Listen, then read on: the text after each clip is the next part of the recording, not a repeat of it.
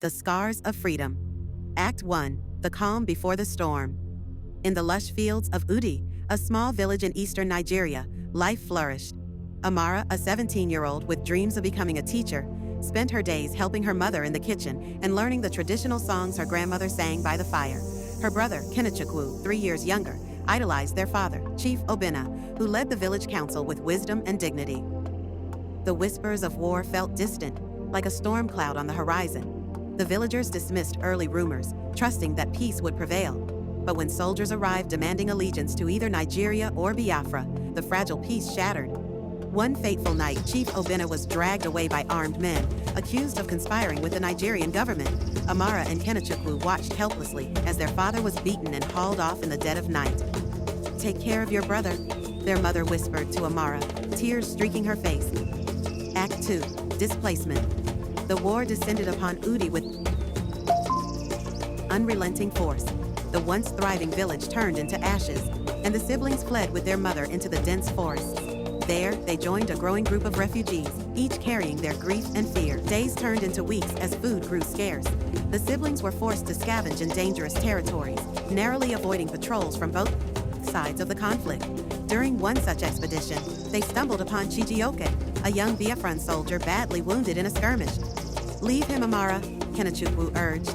"He's a soldier. He'll only bring us trouble." But Amara couldn't.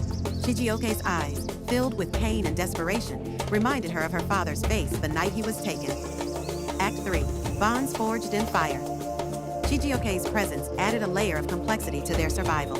As Amara tended to his wounds, she learned of his conviction to fight for an independent Biafra, a cause he believed would ensure a future for his people. His story stirred something in her, even as they ignited arguments with Kenechukwu, who blamed the war for tearing their family apart. Through Chijioke, Amara began to see the conflict from a broader perspective, but Kenechukwu's bitterness only deepened. He accused her of caring more about the soldier than their family. "While you're here nursing him, have you forgotten Mama's tears? Papa's screams?" He lashed out one night. Act 4. Truths Revealed. The turning point came when the group encountered a rebel camp. Chijioke convinced Amara it was a safe place, but instead, she overheard shocking information. Her father, far from being a traitor, had secretly funneled resources to support Biafra's cause.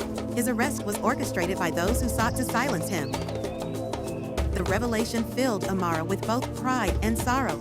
Her father had been a hero, but at what cost? And could she carry his legacy forward? Meanwhile, tensions at the camp heightened. A planned raid by Nigerian forces forced Amara to make a choice: flee with her brother or join Chijioke in defending the camp. Act 5. The Scars of Freedom. In the climactic battle, Amara made her stand, using her knowledge of the village terrain to outwit enemy forces and lead refugees to safety. Chijioke fought bravely but was gravely injured. Before succumbing to his wounds, he handed Amara a worn notebook filled with his dreams for a free Biafra.